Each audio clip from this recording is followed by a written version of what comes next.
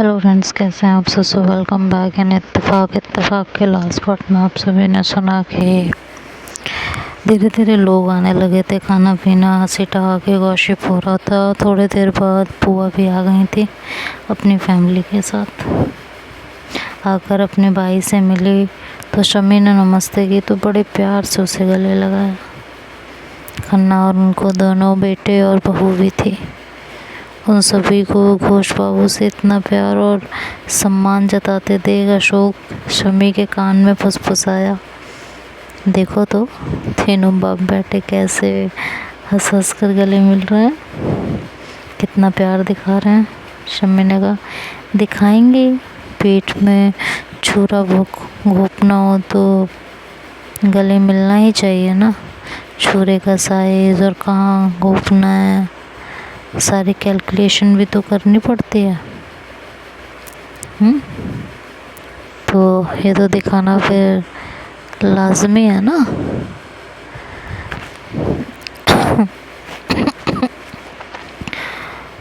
और फिर दोनों भाई पैर भी पड़ेंगे तो पैरों के नीचे से ज़मीन भी खींचनी होगी। अशोक ना, ऐसे लोगों को दरवाजे पर भी खड़ा नहीं होने देना चाहिए। शम्मी ने कहा, क्या करें यार, मजबूरी, बुआ की वजह से इन लोगों की शक्लें देखनी पड़ती है और बर्दाश्त करना पड़ता है। भाभी और बुआ से हालचाल पूछकर शम्मी वहाँ से हट गई, बहाना बनाकर कि बुआ मुझे और लोगों को भी अटेंड करना है, मैं आपसे बाद में मिलती हूँ। जैसे ही वो वहाँ से हटी, साथ ही अशोक भी आ गया था। अशोक ने कहा, शुक्र है तुम वहाँ से हटे, सारा दिन ऑफिस में इन मनहूसों की शक्ल देखे और फिर यहाँ भी। शम्मी ने कहा, क्या करूँ, मेरा बस चलता तो इन सबको बुलाती नहीं, पर पापा नहीं मानते हैं। मैंने कहा था अपने दोस्तों को बुला लीजिए बस, और बुआ को किसी दिन बुलवा लेना गाड़ी भेज के, दोनों भाई बहन आराम से शांति से बैठ कर जी भर के बातें करना। पर पापा नहीं माने, बोले खन्ना को बुरा लगेगा, नहीं बुलाया तो फिर वो मेरी बहन को बोली सुनाएगा। शम्मी दूसरे मेहमानों को देखने लगी और अशोक खन्ना और उसके बेटों को ऑब्जर्व करने लगा कि वो किससे बात कर रहे हैं, क्या बातें कर रहे हैं, वगैरह वगैरह। कुछ घंटों बाद मेहमान विदा लेने लगे। बुआ और उनकी फैमिली भी चली गई।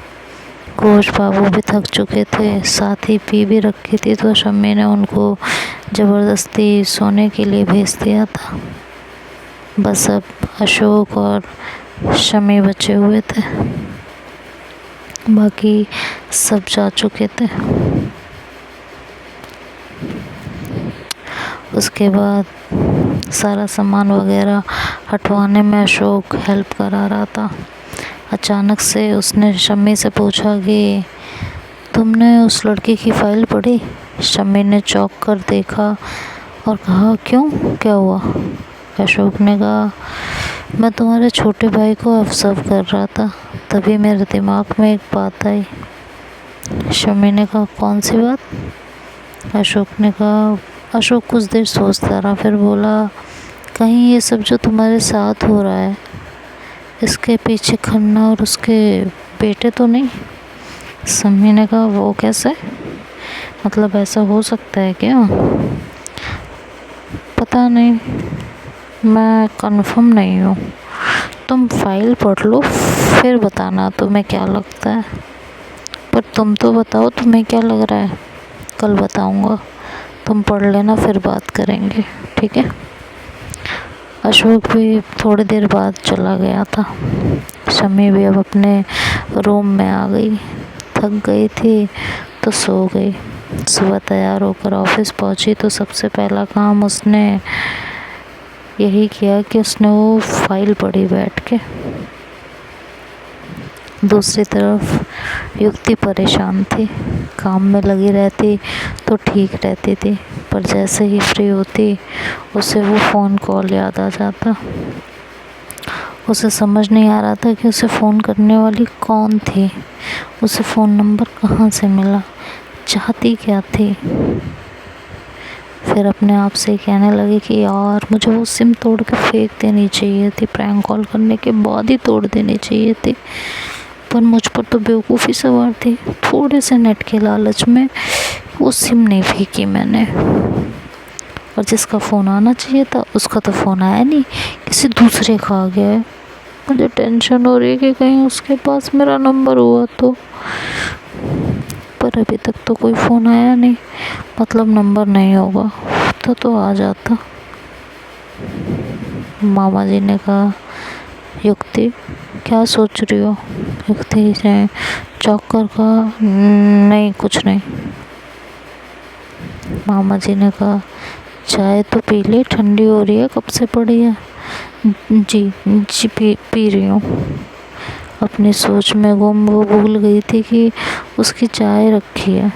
युक्ति का फ़ोन बजा तो उसकी निगाहें फ़ोन की स्क्रीन पर पड़ी और उसकी सांस अटक गई। ये वही नंबर था, कल वाला। युक्ति फ़ोन उठाकर ऑफिस से बाहर आ गई थी। बाहर आकर उसने फ़ोन रिसीव किया। दूसरी तरफ से आवाज़ आई, कैसी हो? क्या कर रही थी? फिर खुद ही जवाब दिया, मुझे याद कर रही थी ना? देखो मुझे पता था, तभी मैंने फ़ोन किया। युक्ति ने घबराते हुए पूछा, कौन बोल रहा है? दूसरी तरफ से आवाज़ आएगी, क्या यार तुमने अभी तक नहीं पहचाना? अच्छा छोड़ो, चलो मुझसे मिलने आ जाओ, आई रियली मिस यू, जल्दी से आ जाओ। आपको मेरा नंबर कहाँ से मिला? भाई मेरे अपने सोर्स हैं, निकलवा लिया। अच्छा वो वाली सिम बंद कर दी? बेफिजूल नुकसान किया ना, अब ये वाली भी मत बंद कर देना। तुम जो भी नंबर लोगे ना मैं पता करवा लूँगी, मेरे लिए कोई मुश्किल नहीं है। इनफैक्ट मुझे तो तुम्हारे बारे में सब पता है, कहाँ रहती हो, घर में कौन कौन है, कहाँ जॉब करती हो। तुम एक काम करो, आ जाओ, मुझे ऐसे फ़ोन पर बात करना पसंद नहीं, आमने सामने बैठ कर बातें करेंगे, आंखों में आंखें डाल कर जाने मन। यह सुन के तो युक्ति के दिल की धड़कनें और बढ़ चुकी थी। उसने कहा, मैं नहीं आ सकती, अभी मैं ऑफिस में हूँ। तुम इवनिंग शिफ्ट में ऑफिस जाती हो, झूठ मत बोलो। अच्छा जिसने सब बताया उसने ये नहीं बताया कि कुछ दिनों से मैं सुबह भी ऑफिस आ रही हूँ? मैं नहीं आ सकती। डार्लिंग मैं तुमसे रिक्वेस्ट नहीं कर रही हूँ, बता रही हूँ कि तुम्हें आना है। मैं तुम्हें एड्रेस सेंड कर रही हूँ, फ़ौरन पहुँचो। तुम अगर अपने ऑफिस में हो तो मेरे ऑफिस तक पहुँचने में 15-20 मिनट लगेंगे, तुम्हारे पास 30 मिनट है। अगर तुम नहीं आई तो मैं आ जाऊँगी, और अगर मैं आई तो तुम्हारे लिए अपने ऑफिस में जवाब देना मुश्किल हो जाएगा कि मैं कौन हूँ और क्यों आई हूँ। कहकर फ़ोन कट कर दिया। युक्ति उसकी बात सुनकर और घबरा गई, ऊपर से उसके हार्श टोन सुनकर डर भी गई थी। 5 मिनट सोचती रही कि क्या करे, और फिर फाइनली उसने जाने का डिसाइड किया। मामा जी से सर दर्द और बुखार का बहाना बनाकर निकल आई, ऑटो लिया, और 20 मिनट बाद वो उस एड्रेस पर थी। वहाँ कई लॉयर्स के चैम्बर थे, इस वजह से उसका दिल और बैठा जा रहा था।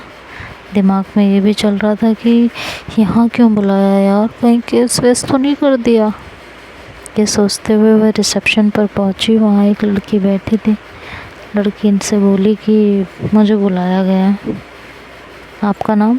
युक्ति ने नाम बताया तो उसने रिसीवर उठाकर नंबर मिलाया और बताया कि वो आ गई है। फिर सुनती रही, फिर रिसीवर रखकर युक्ति से बोली कि आप बैठिए। युक्ति सामने सोफे पर जाकर बैठ गई और इंतज़ार करने लगी। 5 मिनट फिर 10 मिनट बीते। युक्ति अंदर ही अंदर रेस्टलेस हो रही थी, ऊपर से खुद पर काबू किया हुआ था जिससे किसी को पता ना चले। एक आदमी आया, उसकी तरफ देखकर ठिठका और फिर जाकर रिसेप्शनिस्ट से कुछ बातें करने लगा और फिर दरवाज़ा खोलकर अंदर चला गया। जैसे ही अंदर गया वो अशोक था। उसने कहा, तुमने बुलाया उसे? शम्मी ने कहा, हाँ, लेकिन क्यों, बताया भी नहीं। शौकी अचानक से दिमाग में आ गया और बोल दिया। फिर वो मना करने लगी तो बस दिमाग में आ गया कि अब तो मिलना ही है, चाहे जो हो जाए। उसने मुझे कैसे मना किया, तो धमकी दे दी और वो आ गई। मुझे लगा नहीं था कि वो आएगी, वरना बता देती। तो बुलाओ उसे, बाहर क्यों बैठा रखा है? शम्मी ने मुस्कुराते हुए कहा, बस ऐसे ही थोड़ा साइकोलॉजिकल प्रेशर बिल्डअप होगा तो आसानी होगी उसके साथ खेल खेलने में और मज़ा आएगा। अशोक ने कहा, जो भी करना ध्यान से, कहीं ओवर ना हो जाए। ये कहकर अशोक वहाँ से चला गया। युक्ति को बैठे बैठे काफ़ी देर हो चुकी थी और टेंशन के मारे अब घुटने लगी थी। मन ही मन बड़बड़ा रही थी कि आधे घंटे के अंदर पहुँचो, और खुद फ्री नहीं है, इतनी देर से बिठा रखा है, पता नहीं कौन है, क्या है, कुछ बात हो तो पता भी चले कि क्यों बुलाया है, क्या चाहिए। हे भगवान, क्या होगा मेरा? रिसेप्शनिस्ट ने बोला, आप चाहिए, बुला रहे हैं। युक्ति धड़कते दिल से अंदर एंटर हुई और उसकी नज़र सीधे सीधे उससे जा टकराई। वो कुर्सी पर बैठी उसे ही देख रही थी। दोनों की नज़रें मिली। युक्ति धीरे धीरे अंदर आ गई थी। शम्मी उसे सर से पाँव तक देख रही थी। उसका मुआयना कर चुकने के बाद शम्मी ने इशारे से उसे बैठने को कहा तो युक्ति कुर्सी पर बैठ गई। दोनों एक दूसरे को आंखों आंखों में तोल रहे थे। दोनों चुप थे। युक्ति को तो घबराहट हो रही थी और फिर कहती भी क्या। तो वो उसके बोलने का इंतज़ार कर रही थी, साथ ही अपने दिल की धड़कनों को काबू करने की कोशिश कर रही थी जो अचानक से तेज़ धड़कने लगा था। अब ये पता नहीं कि घबराहट के मारे या उसे देखकर जिसे वो रोज़ अपने सपनों और ख्यालों में महसूस किया करती थी। तो आगे क्या होगा ये तो अब नेक्स्ट पार्ट में सुनेंगे। तब तक के लिए बाय बाय, टेक केयर।